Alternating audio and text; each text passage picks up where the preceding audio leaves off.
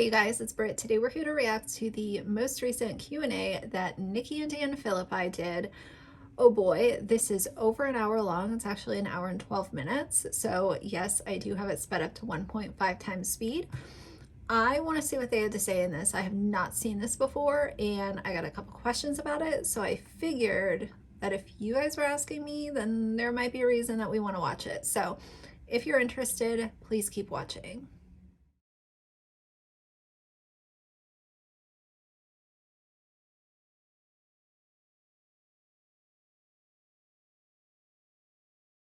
All right, you guys, so we're going to get right into this, but I do want to say that if there are any questions that are like really personal that they decide to answer, I will probably cut those out of my video just because, I don't know, some stuff is just not up for commentary. I've said that before.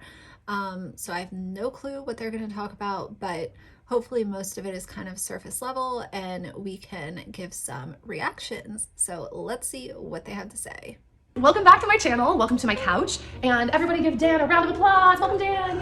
Yay. Yay. He's back. So today we wanted to sit down because we haven't actually sat and just talked to you guys in a while. And we haven't done that together. So we wanted to do that today. And I actually went on Instagram and asked for just questions. Sorry if I'm shuffling around. I'm a shuffler. He's a shuffler. He has a hard time sitting still. That's okay. I was pretty excited because when I posted on Instagram that we wanted to take questions from you guys, I got a wide array of questions. Which, where am I looking? Where's the camera? Right. The green dot. The green dot. Yes. So we're gonna go ahead and we're just gonna dive right in. All of these are in no particular order. Literally just tons of questions. So the first question at the top is from Paul. Is it annoying to start off with that? No. Okay. All right. So. What's up, Paul? I see you. He sees you, Paul. That's Paul Oligus, or from the Paul and Morgan Show. Oh my God, I haven't even done a video on Paul and Morgan. That's a whole different suitcase to unpack. Paul and Morgan are, to me, they're kind of like, they're similar to Girl Defined. They're very polarizing figures on YouTube because of the way that they kind of promote their religion as the best way to go, the best way to live. If you live this way, then you will be happy. And that's a whole different conversation, but how ironic that those two are lined up with these two. And his question for some reason is popping up at like the top. I don't know if it's because he's the most recent person to ask or what, but this is what the question says. How did the pushback and hate you guys received affect your marriage? So we got like 5 different versions of that question last night. Maybe honestly more than that. A lot of people are just like, so how did you guys handle everything that went down? You look like you want to say something. I already told you my thoughts. I know for a fact that they received a lot of hate. Like, let's be honest, but I would categorize most of it as pushback just because you can't just come to your platform, say that you killed your dog, you didn't look at rehoming or anything like that, then all of these issues came into play with, is what they did humane? Was it done the right way? There were so many issues with the Bowser whole story. So most of it was pushback. Most of it was very harsh criticism from fellow dog owners and animal lovers and pet owners. Like, I would call most of it pushback. I know that they got hate, but let's be honest, y'all made a really disgusting, selfish, permanent decision because you felt like that's what would fit your life better if Bowser was no longer in the story or, you know, in the picture. You decided to act on it and you thought that you were going to come to your platform, announce that, and what, receive a bouquet of roses from your subscribers and people who came across that video. What do you think was going to happen? And I talk about this all the time. When it comes to being transparent, there's a good way to be transparent and then there's a bad way to be transparent. And when you're being transparent while simultaneously exposing yourselves for being pieces of shit, then I would say the pushback that follows that is just the universe's way of letting you know that you suck. Last night. Dude, guys, I've said this before, and if you actually watch my videos, you know I've said this. The last 8 months have been crazy. Probably the biggest thing I told him last night was the amount of, sadness and anger, not towards each other, although when you're dealing with a lot of stress, there can obviously be some tension together, but the amount of sadness that we experience together. Like, I've been with Dan for 15 years now, and we've we've just never gone through anything like just where we were so sad. For Well, I'll have to back up a little bit. Go for it. The whole cancellation thing, that's such a unique experience that not very many people, period, go through. So, yeah, it's just a bit shocking, but I don't know. You mentioned Not many people go through it, but when you make terrible decisions like that and they're such permanent decisions, you have to know what's coming next. This wasn't a situation that you could have made better by doing something else, maybe changing your ways, changing the way that you approach a situation. You made a permanent decision because you felt like Bowser no longer fit into your life, and you felt the wrath of animal lovers all around the world when you decided to announce it. sadness. I know you felt really sad about that, but I felt sad about losing my dog. Yeah. And there was that whole time period before it happened, and then after, and then when everything went down online, it kind of like, I was kind of grateful for it in some degree because it like. But were you really sad? Because it felt like a very, not a very thought out decision in my mind. Because if you were going to be so sad, then I feel like the sadness would have been a different kind of sadness if they would have really done the due diligence to try to rehome him, or place him with an organization that was well qualified and beyond experience to deal with situations like what Bowser allegedly was going through. But let's be honest, the vlog footage also showed a completely different dog. It did not show a problematic dog, and maybe there were some things that we just didn't know about, but there would have been sadness by rehoming him, but you don't kill him because he's allegedly problematic. Just snapped me out of this dark, deep pit that I was in. I was so sad about missing my dog. Yeah. I just couldn't imagine like what normal life felt like. And then all of that happened, and my mind is somewhere else. And I'm, it's not like I was over it, but I didn't shed a tear over any of the stuff that went down online. Well, yeah, and not to negate you. Well, first off, that's really interesting, a way to put it, because like snapping us out of it, I can totally see that in you looking back, that it was like there was a flip from like just the devastation around Bowser into, I don't know what it was, not defense mode, but like protection mode, because it happened so fast, like, and it was so dramatic the way it all unfolded. And I don't want to say, like I said, not to negate you, but I guess just to give like an honest picture, like I have this saying that my therapist used to say to me called emotion. When she wants to categorize something as being dramatic, I completely disagree. You decided to make a permanent decision, and I guess their expectation was to receive nothing but praise and pity and sadness from their subscribers. Instead, their subscribers and other people who came across that video were looking at it from a very logical viewpoint, and they were saying, well, does this really make sense? This is why it doesn't make sense. Let's talk about it. If she wants to sit there and label people's raw emotions regarding murdering your dog, if she wants to label that as being dramatic, then by all means, but I think it also really goes to show how much she's discounting the pure love that people have for dogs that they don't even know. Emotions come in, or not called, say emotions come in sets of 3. And to me, what that really just means is that like there's a lot of emotions in any given situation at a time. You'd be happy and sad about something at the same time. Like getting married, that's a good example. Right before you walked down the aisle, you're not, at least for me, I wasn't just excited. I was also scared. I was also sad because you're like saying goodbye to a different chapter. It's like, oh, childhood is done. So you can feel a lot of different emotions. So once again, to say that statement, not to negate you, I think you were sad over everything that unfolded, but it wasn't so. I didn't cry. It wasn't. I cried a lot about my dog. Yeah. Well, and we cried dealing with the aftermath, and that's what I mean. Like you had to deal with me, and I had to deal with you, and we were processing everything very differently in very different ways, because he's a man and I'm a woman, and we have very different personalities. Like Dan is literally an engineer, and I feel like when you say that someone's an engineer, it's like you kind of have an idea of what their personality is like. And I'm literally a girl that's been making videos since before YouTube was even a thing. That was the thing. I was answering like sadness, like processing that together was hard. But it's really been deepening and bonding. And that was the point of what I said last night, was like, we've been through a lot in the last 8 months, just a lot of, if you want to call it fighting, a lot of like tension, figuring things out, especially before we came back to the internet. Like that initial, like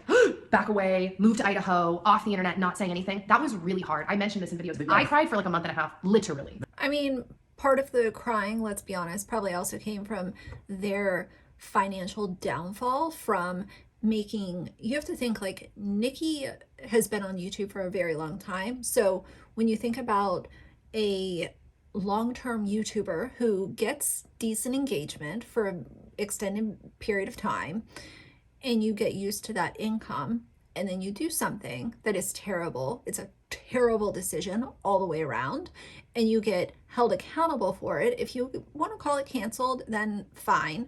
But I always say a true cancellation happens when someone actually leaves and doesn't come back.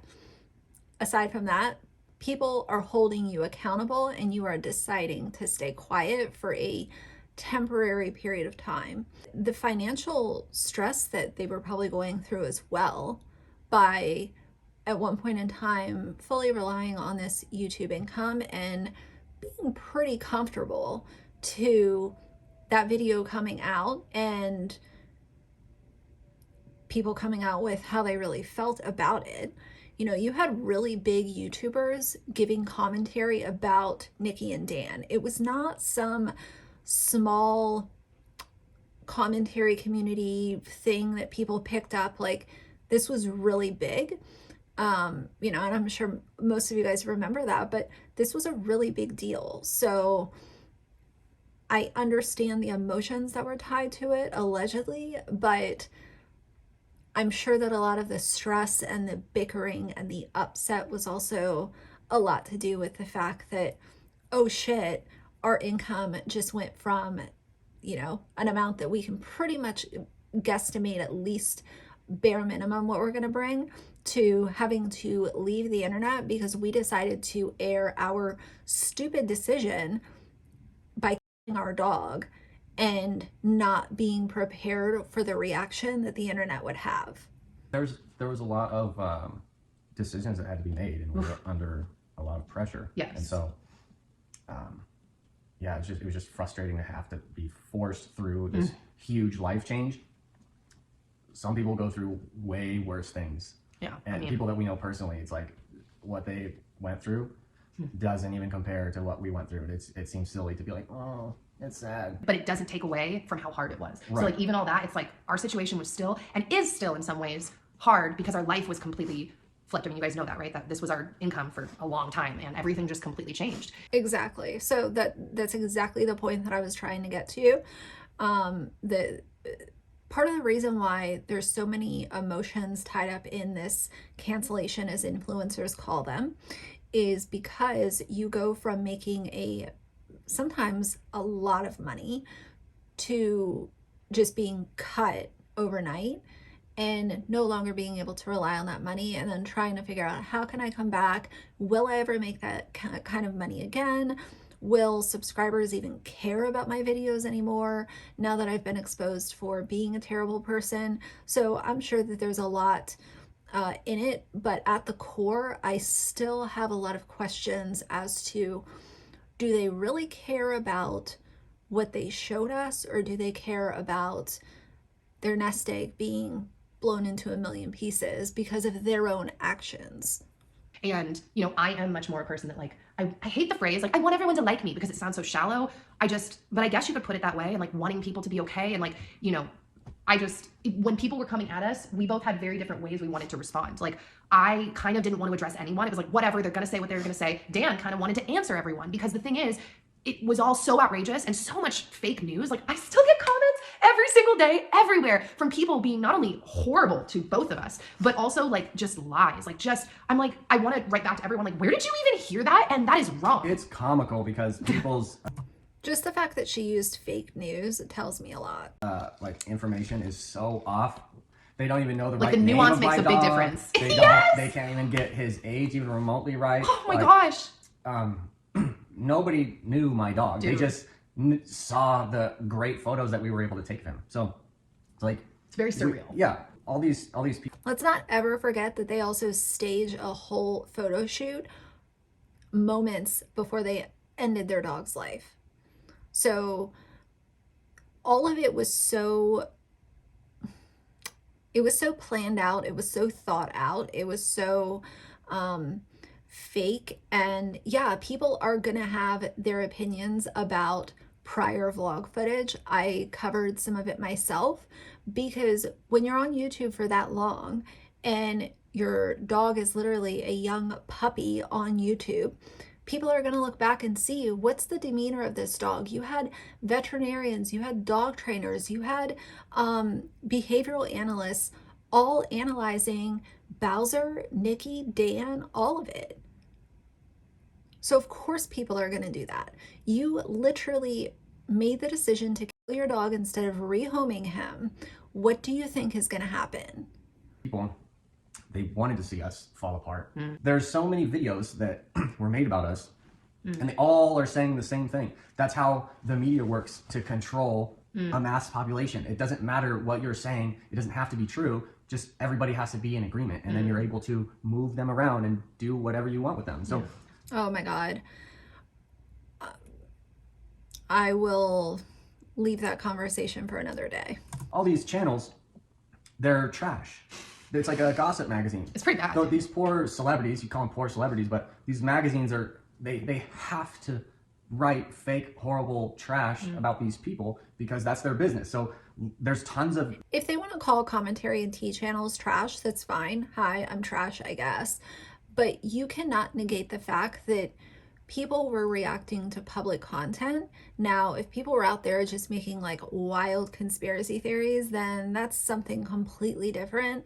But most of the videos that I was watching back when all of this was kind of unfolding was based off of their own words, their own actions, their own vlog footage, their own Instagram photos, and then combine that with facts from behavioral analysts or veterinarians or people that were in the field. So don't make it out like it's all a bunch of lies. If there were a few conspiracy theories floating around out there, then, you know, that's gonna happen. But for the most part, people were gathering their opinions based on public information, public content, and what's well known about the behavior of dogs. YouTube channels now that are just trash. And so that's what they give to you because they have an audience that loves to consume the trash. But it makes you feel bad being so angry at someone that... So if commentary channels are trash, then what exactly would you call a channel like Nikki's, who is not really doing anything all that special? Now, I'm not doing anything all that special either, but I'm also not over here calling a bunch of different channels trash, lies. Like, no, like, do your thing. If I have an opinion about it, I'll share it. But let's not act like Nikki is out here, you know, saving all of the animals or sharing opinions that are really going to get people thinking and some sort of like transformative content that you don't know. It doesn't hurt me. A lot of the times it makes me roll and laugh. It's so funny because it's so off and backwards, and people want to hurt us so bad, but the trick is it's hurting yourself. Dude, you're hurting yourself. The trash that's coming in, being angry, especially at someone that you don't know, doesn't make you feel good. It makes you feel awful. YouTube does an anti-bullying campaign for the whole year. My gosh. They pay tons of the most popular YouTube people to spread anti-bullying information, yet the same people with the blue check marks are the biggest bullies because all they got to do is just say something. It doesn't have to be true. It just has to be what everyone else is saying. And then the audience is the chess piece and is moved. Yeah, well, you can tell that they have major problems with the mainstream media, and I'm not going to talk about that today. But what I will say is that, again, of all the videos that I saw during this time, I didn't see any just like pure crazy conspiracies out there floating around. Correct me if I'm wrong. If you guys saw that, then please tell me down below. But people were upset by the actions that they admitted to in their own video. People were disgusted by the photo shoot that they did with their son, even though supposedly Bowser was an issue around their child. Why are they in a photo shoot together? The entire thing was nothing but pure disgust. And you don't even have to be a pet owner to be disgusted by Nikki and Dan. I had so many people in my comments that were saying, I don't have a pet, but what they did is absolutely gross. Like, this is crazy. So there was such a large percentage of people that were grossed out by both of them because of what both of them said on their channel.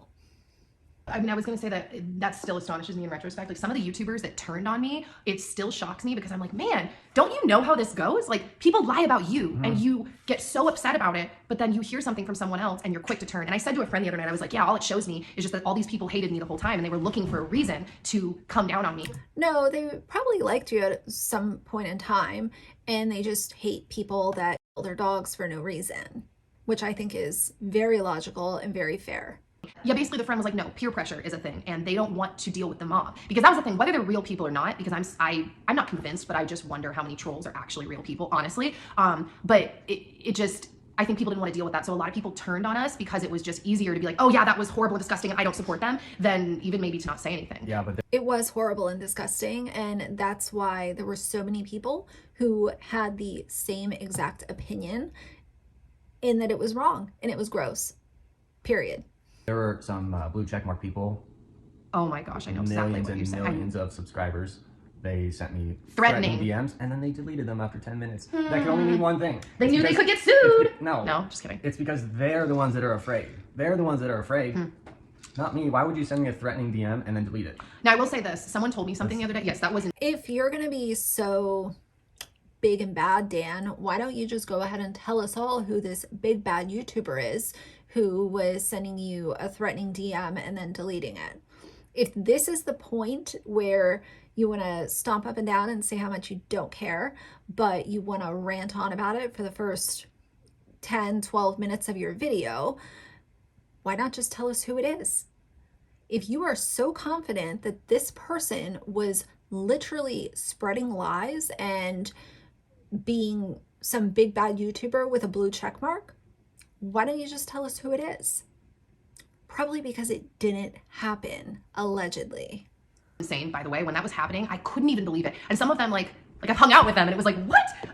But someone told me a phrase the other day, this kind of has nothing to do with this, but it kind of does. It's a good little insight even into the whole situation. They said, people who are intellectual view life as a comedy and people who are emotional view it as a tragedy. So that gives you good insight even into the last 8 months. I was very emotional. I was very sad. All these people don't know my heart. They can't know my heart. And realizing that our hearts, but I'm speaking for myself, was heartbreaking and very, very hard. I've spent a lot of time crying through Psalms, a lot of time realizing like I have to just let people hate me, because also even from the perspective from my eyes, I've said this before, but like the message of the gospel, it's like I'm worse than what they say of me and us. And so that's been, yeah. Okay, so we're gonna move on to the next question because this topic is gonna come up in other ways and other questions, but I wanna keep going. But it's not the purpose of this video. It's not the purpose of this video, but it did feel like we can't say, ask us anything, and then not address what feels like the elephant in the room in some ways still. Okay, so random questions. Someone said chickens again, question mark. That's the plan. That's the plan. Then we got this next question. What was the total cost? Hopefully they don't kill the chickens before they can even get comfy in their, new home. So Colleen Neck says, what is the best way, I know she means best way though, that you have found to deal with anxiety? And then she also asked why my parents picked Idaho, which that's a short, easy question that I've answered a bunch, but I can summarize that. But my parents came up for their anniversary last year because I had recommended it to them, because the year before when things started really getting crazy in the country, I made a joke about Idaho's homeschooling laws and how we should move there. I was kind of kidding. They came up for their anniversary. They fell in love. My family's wanted to be in the mountains most of my life. And so now it's just like finally happened. It's kind of crazy. We're in the mountains. We're in the mountains. It's crazy to look outside and see them. And then what's the best way you found to deal with anxiety? This is kind of like a multiple answer situation. Eating regularly. Drinking bone broth. Oh my gosh, I've been drinking bone broth lately, guys. It's like amazing. That does kind of go in the side of eating regularly. Now I will say, Now hold on. I am a big believer that, your diet can tie into other forms of wellness, whether it's mental wellness, emotional wellness, definitely physical wellness. But I hope that we're not going down the route of saying that bone broth helps anxiety. Please no. A lot of you guys were commenting on my last videos about me being pregnant because I've been nauseous for like 6 weeks. And actually within the last few days, my nausea has gotten like so much better. And I don't know if it's because I had a stomach bug, because stomach things have been going around, or if it's been anxiety, or it's the bone broth. But as a general rule, eating consistently helps with anxiety. Like for me, keeping my blood sugar kind of level, just the holistic things, right? Getting good sleep, drinking water, not overdoing it on the caffeine when possible. Those are kind of my main things. And then staying active, right? Like walks, getting outside, sunshine, all of that. And then obviously, I'm just gonna throw this out there, this is probably the first thing I should have started with, and now I feel kind of lame, but trying my best to give my cares, my burdens to the Lord. We were hearing about this at church on Sunday, just talking about like trusting God, and like, do you really trust God? Like, because he's got your back. Like, you can be cool, is what the pastor was saying. You know, you can be chill because he's got your back. If he is for us, then who can be against us? Yeah, and that's something that man, that's been tested a lot for me this last year. But that's a really big thing. You guys. I don't think the Lord appreciates people that kill their dogs. I'm just gonna say that.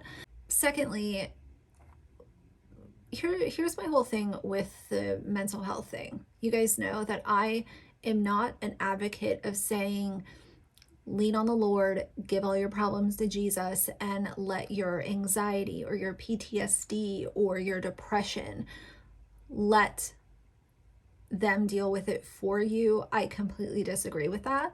And while I understand the message of, you know, health is wealth in a certain manner, staying hydrated, having a good diet, you know, not starving yourself or not overeating, that can tie into things. But when we're talking about something as serious as anxiety, you know, seeking professional help, seek therapy, seek guidance from people that are qualified to guide you, because that is a really tough and really serious chapter of your life that you either, maybe you've been dealing with it since you were a kid and you haven't really focused on it, or maybe it's something that has just entered your life as an adult. But lean on the professionals. While I can say that I do understand part of it, I don't like, because when you're saying that you need to eat well and give all your problems to the Lord, that to me is sort of like when Ruby from 8 Passengers said that anxiety is an option. And it's not an option. It's not an option for anyone. This is not a, oh, well, if you have anxiety, then it's because you're a pessimist. Or if you have depression, it's because you look at the glass half empty. That's just not what it is. And I cannot stand when influencers discount this and they want to say, well, you need to eat better, you need to stay hydrated. Yes, all of those things are good, but the fact that seeking professional help is being left out is what really grinds my gears.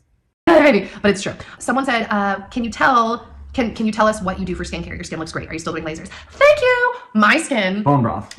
My skin has been completely left alone since we left Tennessee. I've never had like less beauty pampering done to me in like my whole teenage/adult life. Like I usually have all these things I do. I let my hair go for a while. I'm still currently honestly using cuticle cream as my face moisturizer. Like I haven't even got a new face moisturizer yet because like all the ones I traveled with from Tennessee like stayed in the storage unit too long. And I just felt like, this probably isn't great. One of them gave me a rash. I was like, I think these are like expired from like the heat and the cold and whatever. Yeah, you went from visiting Heather Happy a bunch of times to nothing. Yeah. But I think it's been good. Turkey. Yes, I think it's been good though, because hey, the cuticle cream I'm using is really good.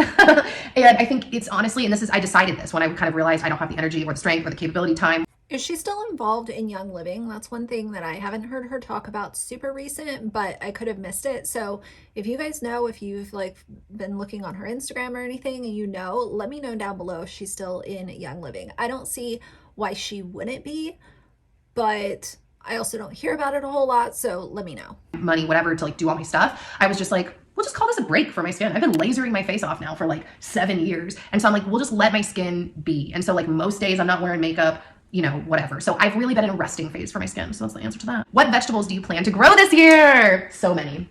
Squashes. Well, we've already got garlic growing in the back. Yeah. So I have a little garden bed back there, and it's frozen solid, but I see the garlic poking up. A little over 30 bulbs planted back there. So yeah, we've done garlic once before, and it was so cool. Yeah, I'm looking forward to that. Yeah, and I can't wait to get our herb garden planted, and onions and potatoes and tomatoes and different squash, and it's just going to be really exciting. It's going to be really interesting because we're in a completely different grow zone, obviously. Yeah, potatoes for sure, tomatoes, obviously those are the easiest. Carrots. Oh, carrots, yes, carrots for sure. Arugula did awesome last year. We love arugula, so we'll be doing that. Not everything is going to happen all at once. I mean, we don't even have a greenhouse, but I would like to get a greenhouse so that we can start from the seed earlier and because we live in such a cold climate now. Like, we have such a shorter growing season. It seems like only like the people who how do you word this, can be serious gardeners up here are the ones that have greenhouses. Yeah. I mean, you can do serious gardening without it, but you're going to be so shortened in your period. So we're we really have a lot of space back there to do a lot. So I'm very interested to see what we end up doing. I do want to plant a fruit tree in the front yard. I want to plant 3 fruit trees: cherry, pear, apple. We definitely don't have enough room for that. Yeah, unless I knock down it's like some random red maple tree or whatever that looks pretty but doesn't produce anything. But yeah, we'll see. I know how to plant a tree properly so that it gets rooted really deep and produces fruit faster. He really up does to 4 times faster. I've never done it before, but it's all in the technique, baby. Someone said looking to move from California to This is so boring. Oh my God. Tennessee. Pros and cons. We should know. Pros: no more state tax. Well, that's a good answer. Yeah, I forgot about It's a that. big That was pro. really a big pro. Car registration is about 1 billion times cheaper. Like, literally, we paid like 90% less than what we paid to register in California. You'll just realize once you leave California, you're like, wow, I thought I lived in a free country, but now I do. Yeah. So Yeah, and remember, Dan and I are native Californians, and we're not only native Californians, we're native Angelinos. We, for a period of time, thought we were going to live there our whole life. Like, why would we go anywhere else? Like, California, baby, and just everything that's unfolded, and not even just in the last 2 years, because we moved to Tennessee before everything unfolded. So we were already vibing, like, we got to get out of here for a lot of different reasons. But yeah, pros: taxes, registration. landscapes, beautiful. If you you'll consider, have weather. I was just going to say that. Lightning storms. Oh, they're so beautiful. A little terrifying, but beautiful. I know. When you were done and you're like, oh good, we're safe, you almost loved it more in retrospect. You're like, that's good, we didn't die. But it was a little bit scary at moments, being like, is a tornado gonna come pummeling down the street? Because you guys know we experienced a tornado in Nashville when we lived there. It was crazy. Like, our church got hit, like our whole main street got hit.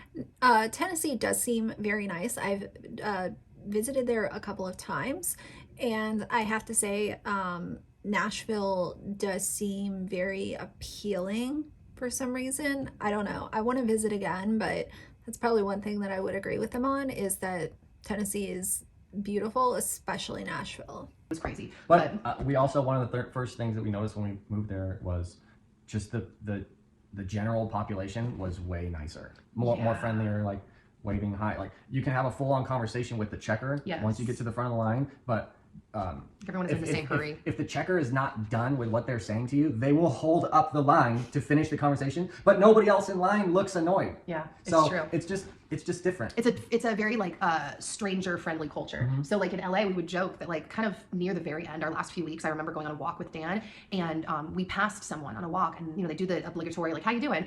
But that's all it was. It was obligatory, because then we look at, I'm like, oh, I'm doing good. How about you? But then it's like, oh, he just walked by, wouldn't even look at me, didn't even give me a like, and that's not slamming this one, person. Maybe he didn't hear me, but that's kind of the general culture. It's just different. To maybe give someone the smile, but it was more. That's how it is in LA, is also how it is in the DC area too. People don't really talk to each other. It's very, if someone says hi to you, you'll say hi back to them, but it's very much like that. I think that there are certain areas of the country that are very similar to that. Just everyone kind of feels very stuck up. They're very on their own schedule. Don't inconvenience me. And that's one of the drawbacks to living in DC. I don't have a ton of complaints, but that would definitely be one. Regular to just pass someone and you want to make eye contact, but yeah, that's a good way to put it. Yeah, so just a different stranger culture, like, if that makes sense. Just general friendliness. What are the cons? Well, if you don't like the weather, that could be a con. If you love sushi, con. Or Mexican food, There's no potentially. good sushi out there at all. I've tried a bunch of restaurants. Sorry, all of Nashville, you don't know how to make sushi. Well, and I will say the summers, like, it's beautiful because everything looks like you're in a movie with like the rolling hills. That's my stomach growling. If you heard it, I'm getting hungry. But summers were a little bit hard because early summer, beautiful. End of summer, going into fall, beautiful. Deep midsummer, which that's hard anywhere, right? Here we have our own things that we experienced, but I couldn't even hardly go outside because I would get eaten alive by mosquitoes. We were used to humidity from living in Singapore, because it was definitely more humid when we in Singapore. But Nashville or Tennessee, like, it brought the mosquitoes. Yeah, well, it's because we're so close to the Cumberland River, so you're in a swampland. So the further you get away from from the swamp, the river, you're going to get less mosquitoes. I guess I just consider all of it swampy because it's raining so much, it's so humid. But Yeah, that's how it is here too. In the, I would say like second week of July through the end of August, it's very muggy here, lots of mosquitoes. I've always been eaten alive by mosquitoes like my whole life. So yeah, same thing here. And I know Nashville's not super far from DC, but very similar. but it's beautiful, and all of that rain and that humidity creates also a really lush, beautiful landscape, which is what I loved seeing when we got there, because LA is essentially a desert, and the greenery is just, you know, mostly from pumped in stuff. You know. Oh, this is an interesting one because we were just talking about this last night. Someone said, "Do you regret any of your tattoos?" I'm sorry, I'm screenshotting this. That's what's happening. We were lying in bed last night and Dan looked over at me and he was like, "I really like your tattoo." I say that all the time. He does, yeah, he says it all the time.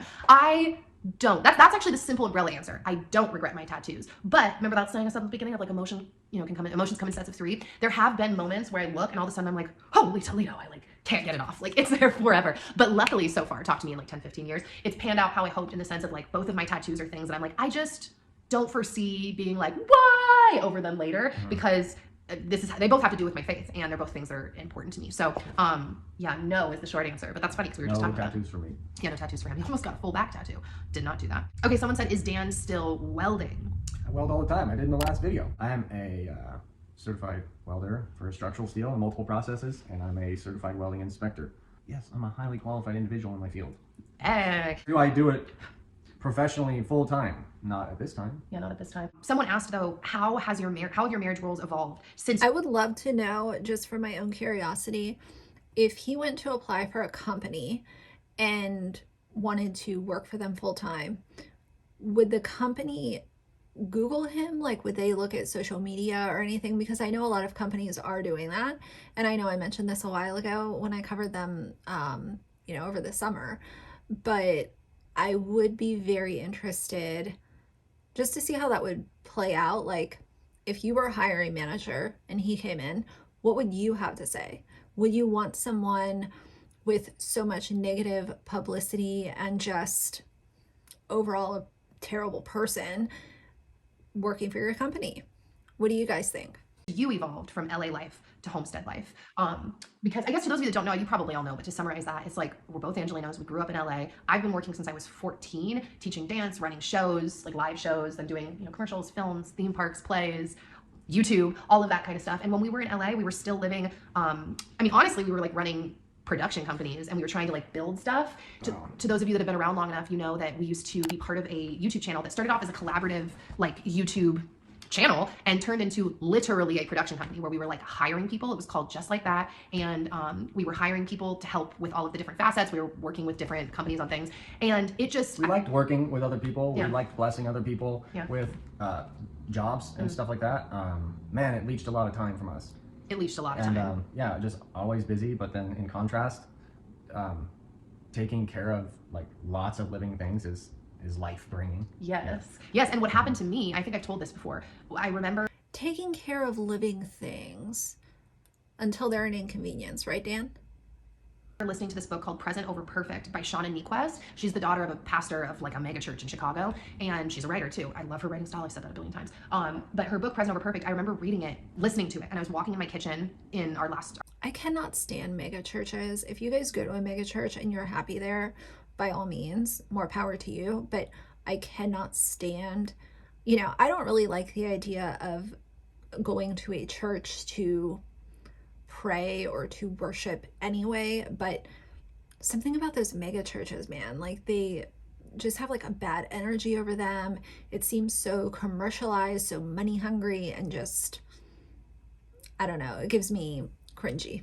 Our home before we went to Nashville, and the life that she was describing was so different than the life path that I was on. Like the trajectory I was going was not going to land me where she was, like what she was talking about, and it like really hit me. And I remember looking out over the lake in Bridgeport, and it was like one of those moments, those pivotal moments of just being like, I can't do this anymore. Like, this is not gonna, like, I felt so emotional listening to her words and her life with her children and the moments she wanted to hold on to. And I just realized none of this is setting me up for that. The building of a production company was going so slowly. It was so tedious, and nothing is guaranteed. And at that point, I can't even say I was having a good time at the end. Like, he's right. We had a lot of great memories, a lot of good times. If you watch that channel, you know we had a lot of fun. But by the end, I wasn't having fun anymore. And even if I was, life's not. If it was paying them more and if it would have taken off like they probably wanted it to initially, then I don't think that it would have ended the way that it did. Nikki and Dan are like a lot of other YouTubers where the goal is always the bottom line. How much will this make us? How can we make more? How can we make sure that, we're lining our pockets first and then everyone else's pockets second or third? Guarantee that company was probably draining their energy, draining their time, and not paying them enough. If the money would have been up there, then most people will make a lot of sacrifices for something if it's paying them a truckload of money.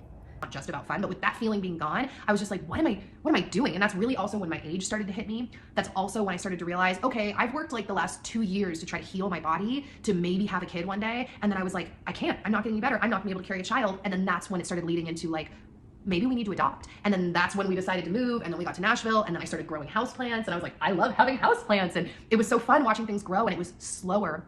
And making videos on our own at home, I was like, this is what I did growing up. Like I had fun with a group, but like this is who I am. I'm like I don't want to say I'm a solo video maker, but kind of like that's what I did as a kid. I consider myself almost kind of like a version of a writer. Like it's a little bit alone, but not the same, not fully. And so then it turned into plants, and then the plants turned into like we should have a garden, and then it turned into I'm ready to grow my family, our family, and then we went down the path of adoption and fostering and looking at all of that. And so I don't know. I'm summarizing saying it was just one thing. Let me ask you a question for the people. Well, the adoption was going to be an option for them until they realized that they couldn't exploit the child. So that was their first roadblock on the road to adopting. Don't ever forget that. Well, to piggyback off a little bit, something that you mentioned. Yeah. Like all your body aches and pains. Has your body improved since your pregnancy? That's a good question, Dan, man. I'm eating my hair, I'm choking on my hair. Yes. Now, I guess, yeah, in saying that, I didn't really explain all the little like gaps leading up to that because I originally thought, okay, I want to grow my family. I can't have a biological child, though. My body's not going to be able to handle it. I feel very awkward reacting to questions that have to do with like her body or being pregnant or anything like that. So sorry if I'm not responding to anything. You guys know how I feel. Not everything is for commentary, okay? How has your faith, I don't know how you pick, there's so many good questions. How has your faith gotten you through this difficult time recently? I always look at you because I don't want to start blabbering if you're going to say something. Man, it's like we're really just trusting in God and not in our own understanding or like what are we capable of? Like, almost nothing without God. Yeah. So I say almost nothing, absolutely nothing. So yeah, we need the reminders. That's why it's good to go to church and hear from someone that really knows what they're talking about. But which that's been very nice since I don't know if I should even say this, but you guys know we're like low-key anti-maskers, right? We didn't mask in our last town. We don't. Shocking. And Nikki also put up on her Instagram story her local health food store. The reason that she likes shopping there is because they sell books about how COVID is basically a conspiracy. So, wow. We just don't mask. And Idaho, and specifically this area, like everyone's on that same wavelength. So even from like a church perspective, it's really nice to be able to like go to church and see people's faces and interact with them in that way. And this is the stupidest thing, and I really don't want to get deep into like COVID stuff in this video, but with the panini, and people want to make the argument of, oh, well, I want to see so-and-so's face when I'm, at church with them or at the store with them. Is that really worth risking spreading or contracting? You really want to see this person's face so badly that you're just not going to wear a mask? I don't know. For me, I understand why it might be a little bit annoying. It might be inconvenient. I'll go into the store and forget my mask in my car, and I don't realize until I'm like approaching the door I have to go back to my car and get the mask. So I understand why it can be a bit of an inconvenience, but if I'm in an enclosed area with other people, I make it a point to wear my mask, because to me, it's telling other people that I care about them, and I hope that others are wearing theirs, and it tells me that they care about me. It's really not that big of a deal. It's not that deep. I don't understand why this has become so politicized and such a it's almost like ammunition to like use against one another.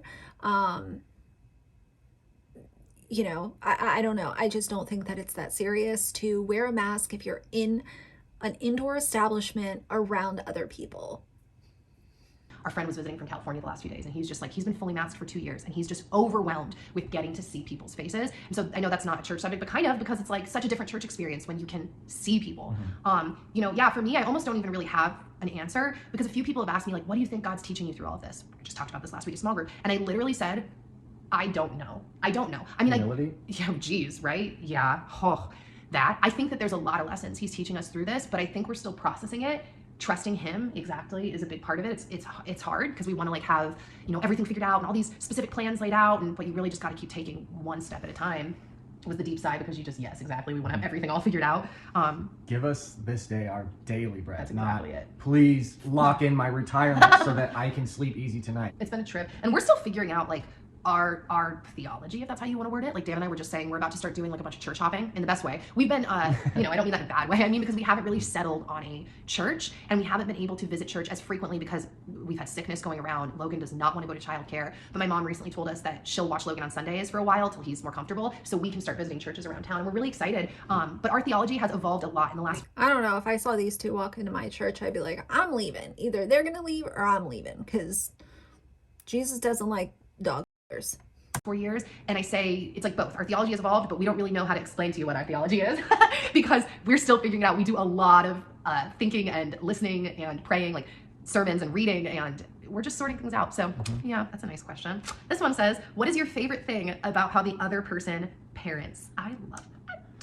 Oh, I feel like my son is so sweet Oh. because of his mommy. Oh. Oh my gosh. She reads to him so much and sings him to sleep. Every time she tells me she's singing him to sleep, it makes me so happy. You notice I'm just smiling and taking it in. Yeah.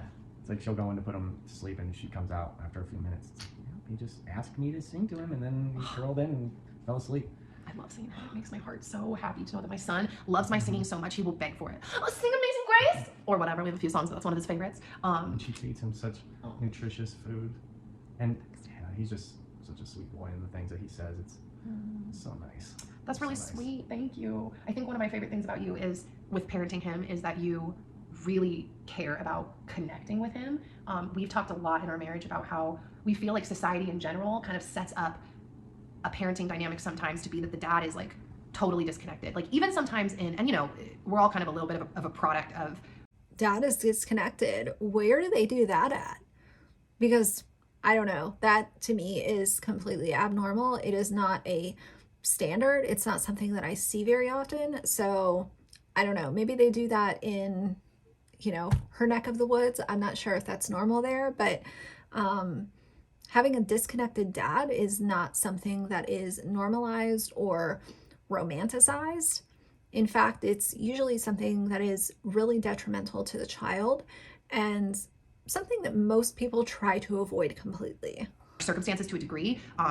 But even amongst like the traditional circles, it's like, I think sometimes there can be this thing of like the dad is separate and there'll be a disconnect, and then it's like the mom and the kids. And I really appreciate, like besides work, because I know that even if you have to take an outside full-time job at some point, that this is just how you are, but you're very, I'm so tired of traditional being thrown around all the time. You know, being a misogynist is not being a traditionalist.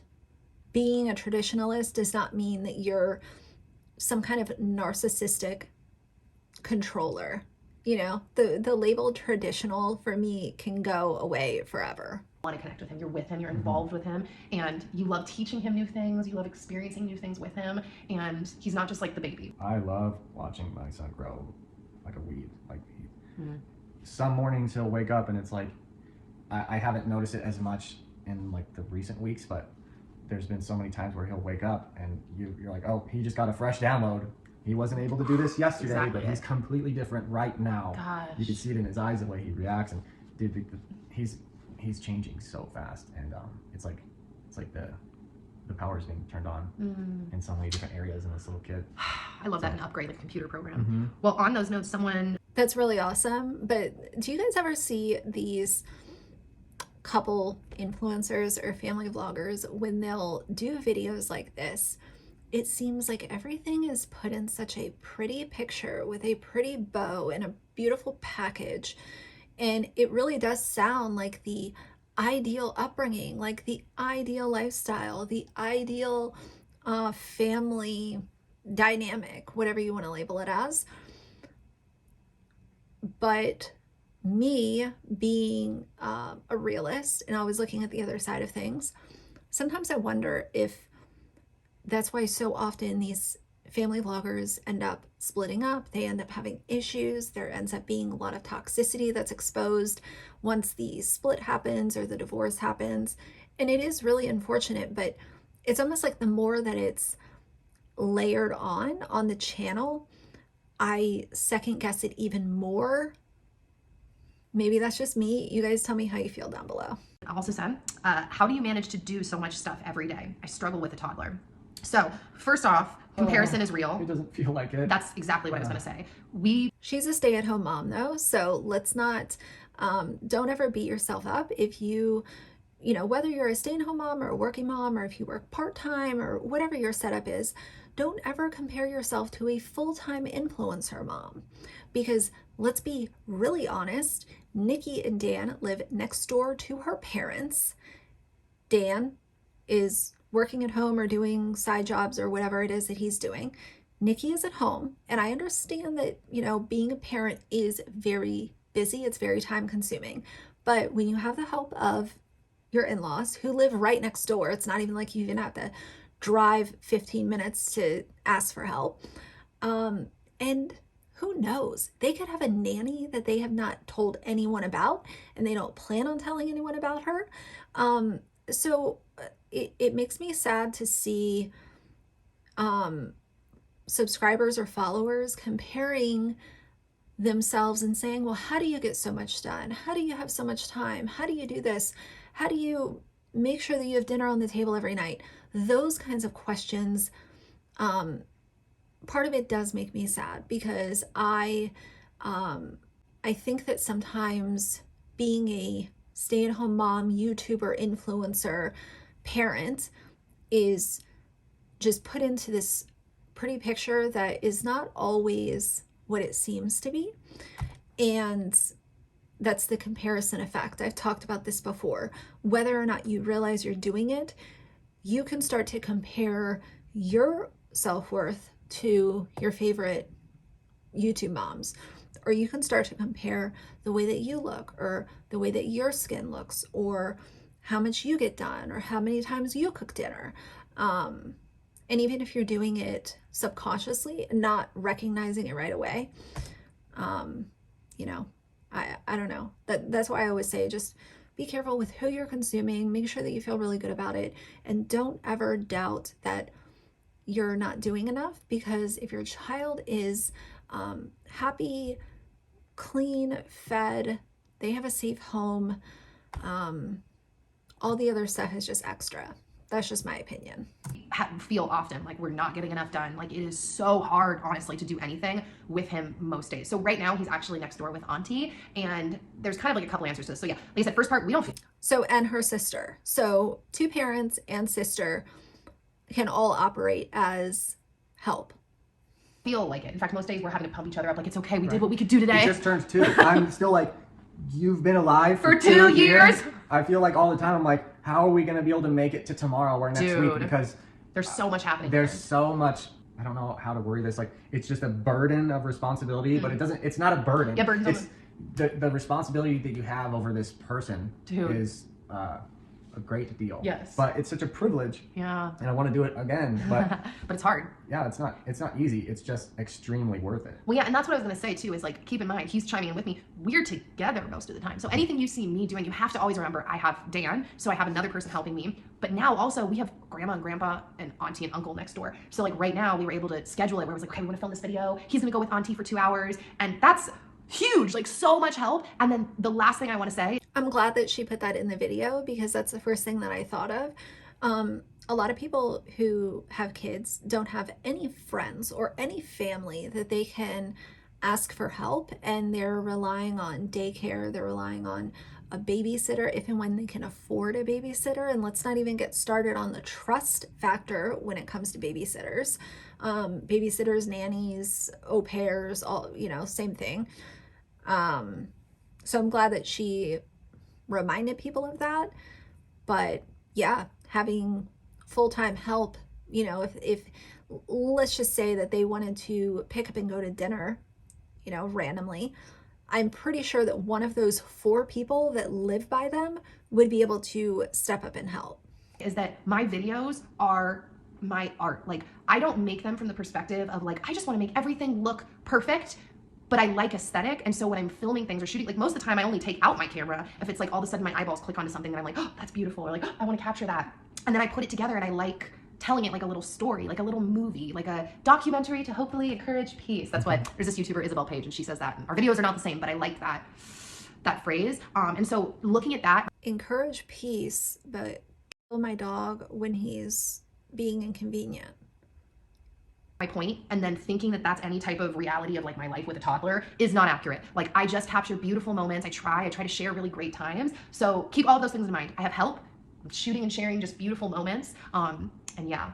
Okay, and that same person actually asked, this is kind of random, but did you move to Idaho sooner because of being canceled? Now, I will say, this kind of will use this as a plug for my Patreon. If you're not on my Patreon, I came to Patreon, you know, earlier on, I think not even earlier than my YouTube, but I was more regular there because of the sponsorship situation. But one of the videos that I did was what it was like to be canceled, like what it was really like. And so I have a couple like more intimate videos over on there. And if you sign up, you get to see all the old videos as well as my upcoming videos. So just to answer that question. Which, by the way, thank you to all of our patrons.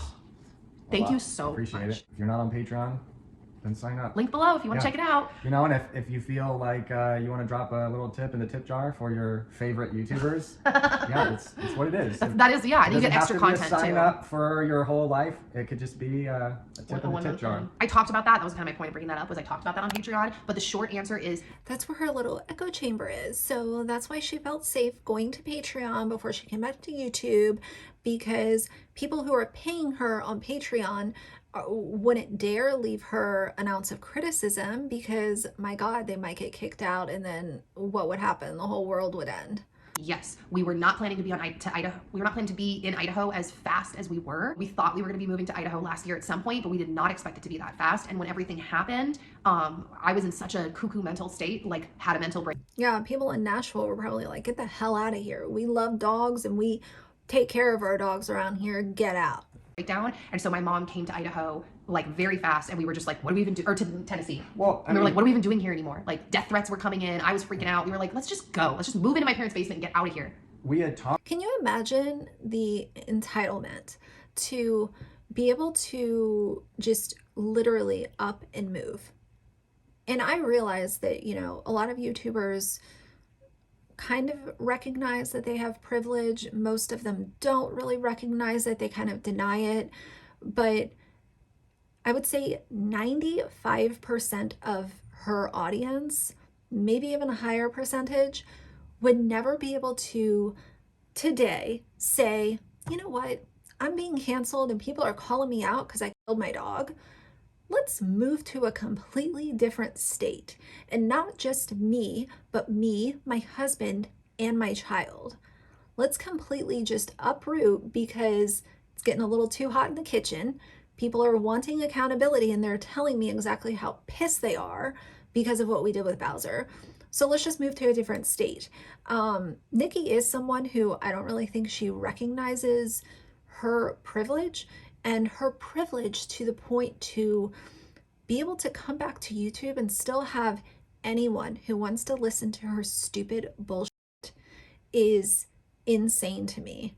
And I'm not shaming you if you're a Nikki subscriber or whatever. By all means, watch what you enjoy supporting. But what I will say is she fucked up in such a massive way. For her to be able to come back and have the audacity to tell people to join her Patreon and pay for content so that they could hear her truth or her side of things, and then come back to YouTube and have anyone who gives two shits about what she has to say. I hope that she recognizes how lucky she is. talked about moving to Idaho, but there had been no decision made. Yeah, Like, no. when everything went down, it's like, let's just get out of here. Yeah. Like, we don't have any reason to stay right now, so let's just go and be next to family. So it definitely catapulted. Like way faster. Yeah. Because I still can't believe, looking back sometimes, I'm like, wow, we spent 3.5 years there building a life, and then we just like left. Yeah, a and friend of mine sold the house for us, and Yeah. I had mentioned to him a month or two prior that it's like, hey, I think I'm gonna want to sell my house, but maybe in July, late summer, maybe. So that's what I had told him, but we still had no plans. And so when everything went down, I was like, okay, let's just get the heck out of here. Yeah, and I low-key, I can't say I regret us moving that fast because the timing was perfect in retrospect, and I think that's probably a big reason why we got this house, because of the way everything lined up. But there is a part of me, remember that whole emotions come in sets of 3? There is part of me at points that has thought like, man, that was way too fast. Like, just like the speed of not, I don't know, I don't want to say we didn't get to say bye to people, but like in some ways, but also, like I said, I don't really know if there would have been a lot of people that would have wanted to say bye to you, especially at that point in time. emotions come in sets 3, right? Like I don't fully hold on to that. And the situation that we went through was so insane. We were not in our right minds. If we had planned the move. And let me also take this opportunity to reiterate, I will never agree with any influencer receiving death threats or being doxxed or actually being bullied or harassed. At the same time, though, when you make your entire existence and your whole life and your whole net worth by sharing your life with people on the internet, when you do something that's terrible and you piss people off, people are going to come for you. And there will be a small fraction who fly off the handle and say things that I would never say, and I would never condone anyone saying it. But you guys literally killed your dog and then staged a photo shoot immediately before and had the audacity to put out a video giving this, fake sob story, thinking that people were gonna, send you home cooked meals because you were having such a hard time? No. It would have happened slower than it did and a lot smoother than it did. And we would have been able to bring more of our things here. We were forced into a position where we had to get rid of a lot of stuff. Because it's expensive moving or having someone else help you move all your things to another state. Because I did not drive the U-Haul. We packed up the whole house in the boxes, but also left. We just got on a plane and left. Dude, we literally everything did. that we owned was still in my house. A lot of it was in boxes, but we were just only able to take what fit in the containers that we rented. So, dude, what a trip! It just, my least favorite move by far.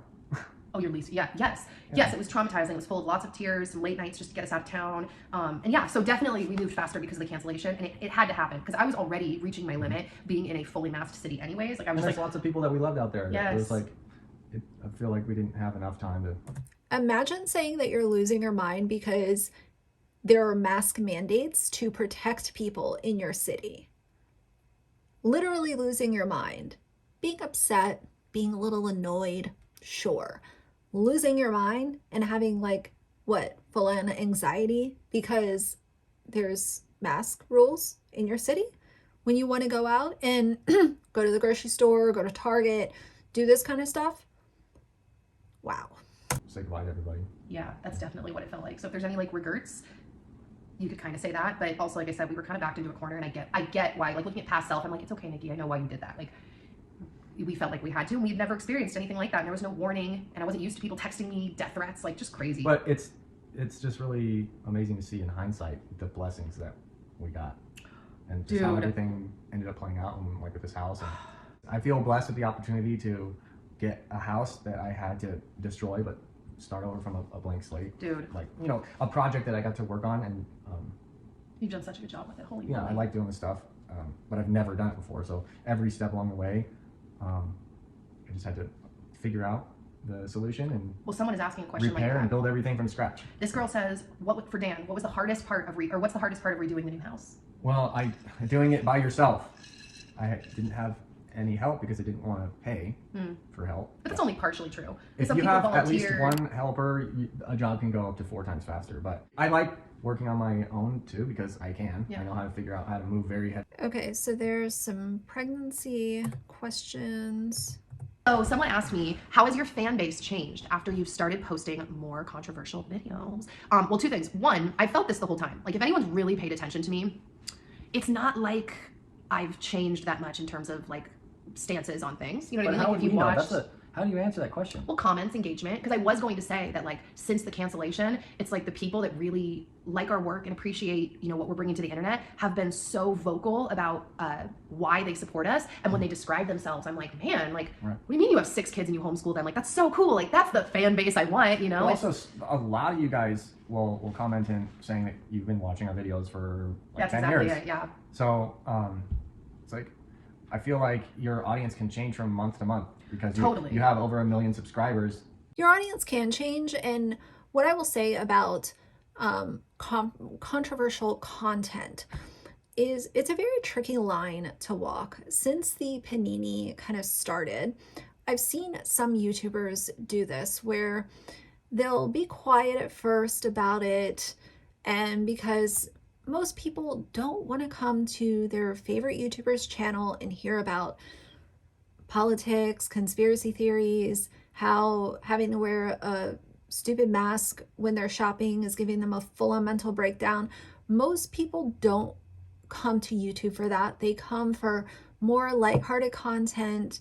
You know, maybe even if the topic is a little more serious, most people don't want to come here and listen to political BS. Just my opinion. But when a YouTuber, you know, stayed quiet in the beginning of the panini and then slowly but surely started venting more and more of their frustrations and stuff like that, I don't know, in all of this, I've seen the audience become very frustrated with feeling like someone that they really respected and like their content showed that they were going to be on the wrong side of history in one way or another. And that can be a big letdown for the audience. And a lot of people just don't want to hear about it. They are not here for the political side of stuff. If they do want that, most of them will go on to Twitter or Facebook. But I don't know. There is something really powerful about deciding to keep political stuff off of your channel. And I think it can quickly backfire based on what I've seen. But just like any other channel, all your subscribers aren't watching all your videos. Some videos get more, some videos get less. So how do I know what the audience is? But yeah, people's comments have been really great. And I would say since everything's gone down, a lot of the people that have chimed in, they've maybe been around the whole time, like you said, but now they're like telling me, like, I've never commented before, but you need to know X, Y, and Z. And it's really amazing. I said this before in a previous video. It's like, there's this feeling of like, we've been over here doing our thing for 10 years. And then all these people showed up, got the story wrong, or really just don't like us or whatever. And then are just mad. But yeah, people filled in the blanks with our story, and then they big time. But then that's what's true to them because everybody's repeating the same thing. Yeah, I was saying to my friend last night that I think the thing that Nikki and Dan aren't grasping about the entire Bowser situation, and I'm going to kind of scrub through the rest of this because there's only 11 minutes left and this video is going to be so long. I think the thing that they're not really understanding is the power of animal lovers in the millions. We're not talking about just Nikki's, subscriber base. We're talking about every single channel on YouTube that covered this, all of those subscribers. Then the media websites that covered this. And then the people on Instagram and the people on TikTok and the people on Twitter and Facebook. So there were so many people who heard about this story from one source or another. And they were upset. They were pissed off. They were irate. And even if I don't agree with how every single person utilized their emotions to vent frustrations and stuff like that, you guys killed your dog, dude. Like, do you think that people are just going to be like, oh, well, darn it, stuff happens, on to the next thing? No, like, people are going to be livid pissed about that, as they should be. And what I don't think that they were prepared for was for people to look back at their vlog footage and look back at, other clips that were on Instagram or on Instagram stories and start to tie things out. And I'll guarantee they never thought that animal behavioral analysts were going to jump on this. They probably never thought that veterinarians or dog trainers were going to jump on this. I truly think that they thought they were going to put that video out and receive a little bit of pushback and a lot of sympathy, and life was going to go on. And that's not what happened. Welcome to YouTube, guys. You should know better. Is up here from California. I was like, I know the word nuance is used a lot, but literally it's astonishing to me to see some of these messages where I'm like, the nuance actually makes a huge difference in this story and how you understand things. Like the tiny differences in this is a big difference. Like, I don't even know if I can say it. It also feels like something that can't be spoken, but like the thing of people saying like, you left an orphan in Thailand because you couldn't put them on camera. I'm like, the nuance here is a really big deal and is a totally different story. But like by you changing a few words, it's like, but that was a turning point in them not wanting to adopt from Thailand, was that they couldn't share the child on her YouTube channel. She said it herself. You're on the right path, but not at all. Like that's not at all what happened. It's People so just bizarre. have extremely poor listening skills. That's what I keep saying through this whole thing. The internet is such a large pool of opinions. There is no winning. Like we told the truth. You didn't hear all of the details. The people we received counsel from to make the decision did hear all the details. And that's why we ended up in the place that we ended up in. I've learned recently, like as recently as this week, that people don't even like dog trainers. So like all the people that were mad at us that were like, he didn't get enough training. Like you didn't put him through enough training. Well, apparently people that are dog trainers like get death threats from people being mad at them for training them. So it's like having this realization of like, there's no winning because there are so many opinions on the internet and there might not be any winning in some situations, but the take-home point, let's just leave the dog training on the side because I know that Bowser was a little bit older and whatever. Let's leave that as an isolated issue. Let's talk about rehoming Bowser. If you could no longer take care of him, if he was being such a hard, thing to deal with your child, even though footage would say otherwise, then it should have been an organization that came in to take him off of your hands. He could have lived the rest of his life on a beautiful sanctuary. Even if it wasn't in Tennessee, let's just say it was in a completely different state. There are so many organizations that could have come in, taken him off of your hands. Would it have been gut-wrenching and super sad? Absolutely. But at least he could have lived the rest of his life being cared for, getting probably more attention than they were able to give him. And he could have lived out his last few years being loved and cherished and adored. But they took that opportunity away from him. They took things into their own hands and decided that it was the end of the road for him. And that is insane to me. happened to get caught up in a, like we hit a chord and the it internet blew up. is never going to find out more details about that situation.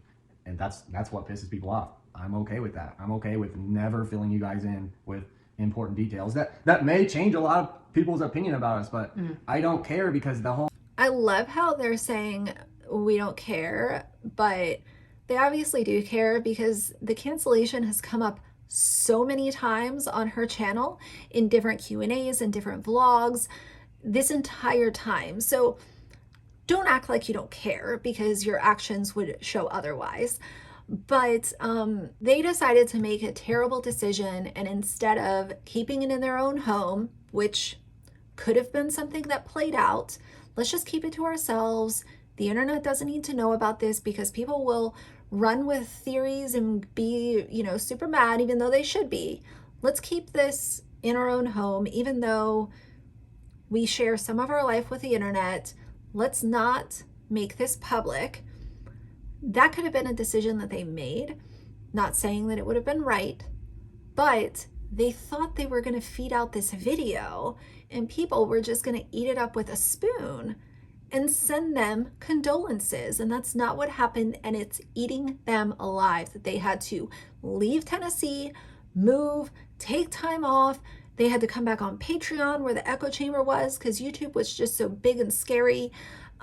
It's called accountability. It's called you kill the dog, and people on the internet aren't scary. They happen to be very passionate and love animals beyond what most people can understand.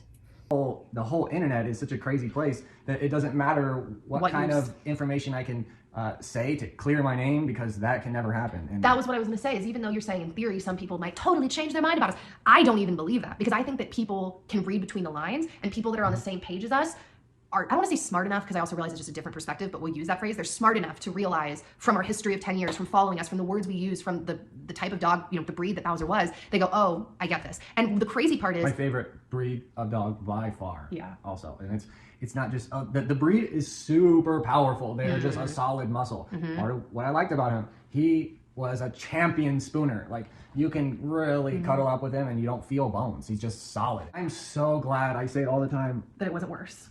I'm so thankful that, yeah, it wasn't worse. So we've talked about this a lot, and it really is a weird... They're bullshit artists. The people who are siding with you are not reading between the lines, and it has nothing to do with being educated or more intellectual than other people. It just so happens that they are willing to, eat up whatever it is that you're serving, and most people are not. That's the difference. Most people looked back on your 10 years of vlog footage, and they looked back at the language that you used and the actions that you put out in vlogs, and that's where all of these opinions were formed. That's why so many of them were so strong and they were so in line with one another. The few people that are reading between the lines just so happen to idolize Nikki for some weird reason, and they're eating up the shit that she is serving. I'm not. Said we don't want to defend ourselves, but then we just sit here and talk. But it's this weird combo, because like he said, you guys saw it go down, and so many of you, I've discovered through DMs, went through almost your own kind of trauma watching this happen to us, either because you've been watching for 10 years and it shocked you to see all of a sudden all of this blow up and you're like, what? Or B, you went through a similar experience, and so it was kind of like reliving your own trauma and then watching people judge it. It was really weird. So when we talk about it, it's this fine line of yeah, we don't want to defend ourselves, but then also we kind of do, but then we don't, and we want to talk to you guys, and it's weird. I will say this, even though I mentioned they want to talk to their echo chamber. They want to talk to the people on Patreon that are paying for her content. They don't want to talk to the people with the strong opinions. They want to talk to the people who are going to coddle them and, send them edible arrangements, even though they made a terrible decision. But one thing was also weird about this was we were seeing other stories in mainstream news of animal, pets within weeks killing babies. Yeah, it's unbelievable. Yes, we all love dogs. They live in our homes. They love us back. But yes, but if those events actually unfolded, they would not have staged that photo shoot with Logan and Bowser sitting directly next to him.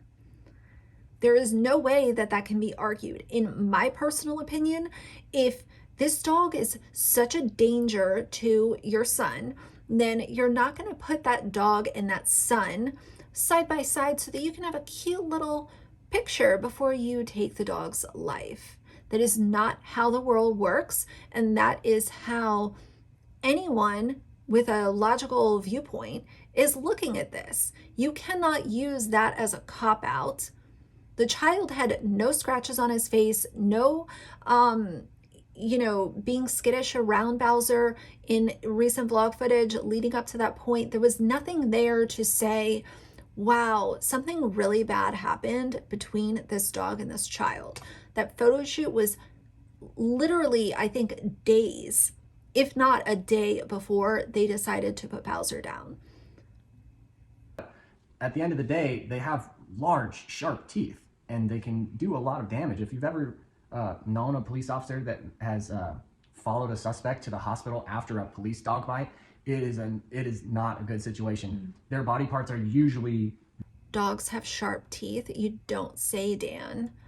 Dan the teacher. Afterwards, and I'm not just talking about scars, but ligaments being surgically reattached. Sometimes they just leave them there. Yes, they still have their life, but not everybody gets to keep their life when they're attacked by a dog, depending on where the bite lands or how long they want to hold on. And let's never forget that if Bowser, let's just say that there was a small nip towards Logan, because I think that that's probably what happened. It was a very small nip. It might have been on his hand or his arm or something. And I could go back and watch, their video, but at this point, I really don't care to. Bowser was trying to communicate to that child, you have been f***ing with me for months now, and I've had enough. I've had enough of you pulling on my ear until it has a cauliflower. I've had enough of you bothering the shit out of me all day when I'm trying to sit back and relax. And he was letting this child know, I've had enough.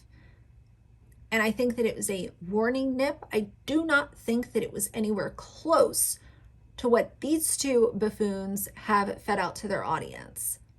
And yeah, it was just weird to see that. All of those stories blow up right after ours. Because it's like, I feel so grateful that my kid is safe. And on top of it, if you were that scared, why would you still allow this dog and this child to be under the same roof? If it was that much of a dire situation, if it was that crazy and that insane, then why were they still in the same home? And why did you do the photo shoot? Why? Our theology is shaky, meaning we don't know for sure what we believe about what, other than like the super basics of Christianity. But in a vague sense of the way, this has felt like a hardcore spiritual battle. And like I said, I don't know when all is said and done, like what it is that God's teaching us through this. We're going to continue to learn and grow, but that's the best. I'll tell you what God doesn't like, and I don't know a whole lot about Christianity and their beliefs, but I will guarantee you that God and Jesus do not like people who kill animals. Phrase I can put out there, like a spiritual battle. The people that have come against us have been so repulsive in their language and their actions. That's just all I feel around it, just like a spiritual battle. Yeah, people will say like awful things, and then they're all about anti-bullying. The link in their bio, like someone literally sent me the most threatening message the other day, and the link in their bio was to stopbullying.gov. Do you still, this is a total subject change, but I just want to answer a couple more questions before we exit. Nikki, do you still have an assistant, and does Dan still help with getting shots? So we do still have like an assistant right now. I don't know why I put quotes around that. I think it's because she's a good friend of mine. So it's also just like weird I'm always like my assistant / friend, but she does still work with us. At this point, she's the only one still working with us. We were working with more people prior to everything going down, and that's just not a possibility right now, but she still helps us with a lot of things that we're working on in the back end. And as far as Dan helping me get shots, yes. I film and edit all the time. Yeah, I mean, well, yeah. What? It's still, I get all protective. I'm like, it's still my video because I'm the one that puts it into I'm the one that gives it its story, but Dan is Okay, boring, tomato. So that's it. My God, this video is going to be so long. It's probably going to take me 4 hours to edit, but it'll be worth it. Nikki and Dan are back, obviously. Their engagement sucks, and I feel like I have to say this every time, but I am not saying that my engagement is better if I'm identifying that a YouTuber with over 1.2 million subscribers has 16,000 views on a video after it's been up for almost a week. That sucks. So I think a lot of people are tuned out. I think a lot of people are just still subscribed to her to maybe check in once in a while or see what she's up to. Who knows? But I think that they are absolute fools. I think that they are really trying to still pull the wool over on those people that they can get away with that kind of shit with. It's never going to be me. It never was me. But I think that it will take a ton of time for this to even begin to get a little bit better. And on top of it, her content is not for me. I am not here for the exploiting your faith and telling people that they need to have a better diet and lean on God instead of facing their anxiety with medical professionals. I am not here for people who have full-on meltdowns because they have to wear a mask to go to the grocery store. And I'm not here for people who hurt their dogs, and I'm definitely not here for people who literally are saying how much they don't care and ranting on and on and on and on about it. So either way, please tell me everything that you think down below. For now, if you like the video, please leave a like and a comment. And if you'd like to see more from me in the future, please subscribe. I'll see you guys soon. Bye.